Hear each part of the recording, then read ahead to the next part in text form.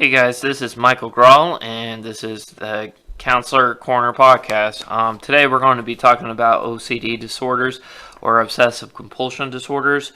Obsessive-compulsion disorders is a anxiety-related disorder because it kind of deals with a lot with the thoughts and worries and a little bit.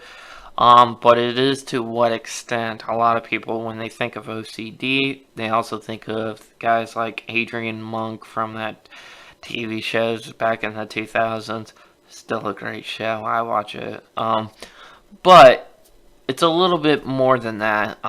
People can have tics, rituals that they do. A lot of people are neat freaks a little bit. They're actually, that is pretty much common. It's like because OCD is obsession, and the second part is compulsion. So pretty much you're obsessing over something, and then you try to act it out. And that's very, very important to understand, because like we all do things. If I do this, I must do this. For instance, when you drive, you have to turn on the car and eventually turn off the car, or there's going to be problems, like big ones. I mean, but the thing is that part of this is like kind of like ritualistic ideas, like every time I touch a doorknob, I must wash my hands. And I get it, doors are dirty, but we cannot forever say that that's going to be the leading cause of OCD disorders. That's actually a false nomer. But it's very, very important for people to understand that OCD is actually kind of common. Very, very common. I obsess over something, and I'm going to literally do my best to act out on it. Sometimes it's mostly these obsessive thoughts and intrusive thoughts, and that compels you to act on these things, and this is very, very common, but it's a very, very, most people cannot recognize it to the naked eye. People can obsess over almost everything, one of the things I obsess over is making sure my door is locked. Why? Well, my dad always told me to lock my doors. I don't want to get this computer stolen. I have valuables in my house that cannot be replaced, like stuff that belonged to my grandparents. I would be devastated if someone stole that. Or my TV. Or my computer.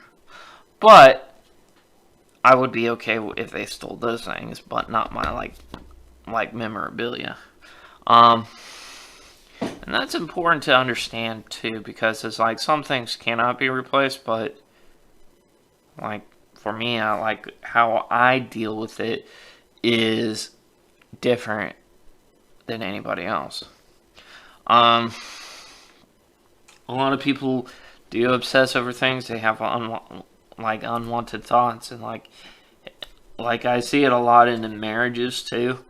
Like husband or wife is obsessing over where their husband is at, where their wife is at, because they might have this thought that they're cheating on them, and then you really obsess with that and gets in their mind, and then they start to literally start checking their phones, checking where they're at and everything, and it creates a mess sometimes.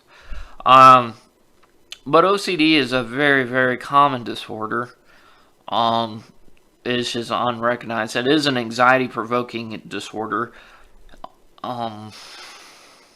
But something to keep an eye out is, it's going to look differently. You have obsessions and compulsions like we talk about, ritualism, or tics.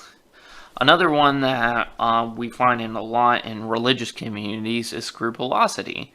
Did I commit a sin? Did I commit a sin? I don't know. There's a lot of things. It's like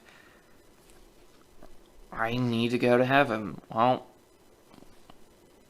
okay, I mean, that's important and all, but what did you do to not go to heaven?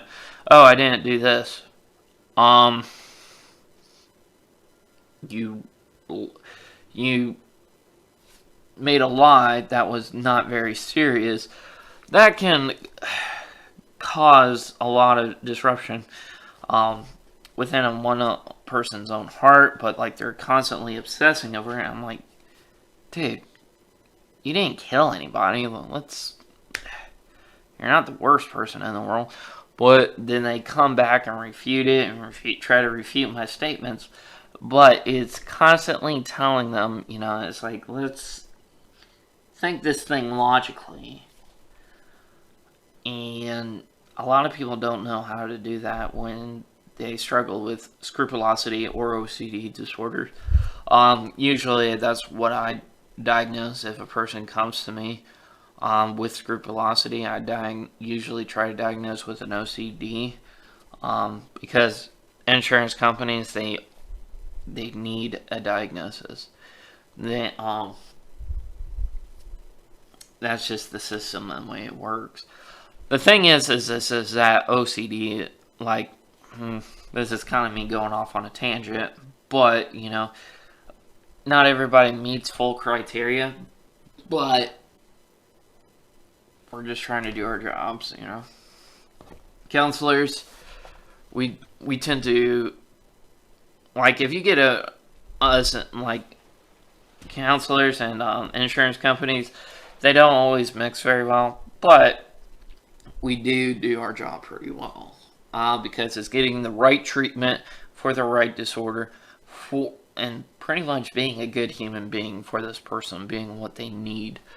But like sometimes, like with other people, is that what they need is not only what they want, but it is what they need.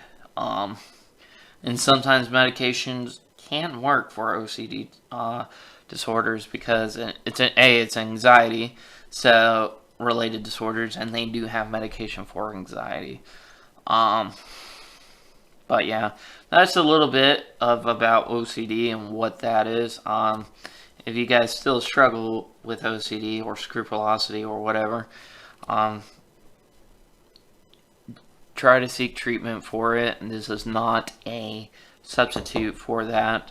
But if you guys have any questions, feel free to comment, subscribe, visit my website, like and follow my homepage on Facebook. Yeah. Anyway, y'all have a great day. I'll look forward to speaking with y'all next week. Bye.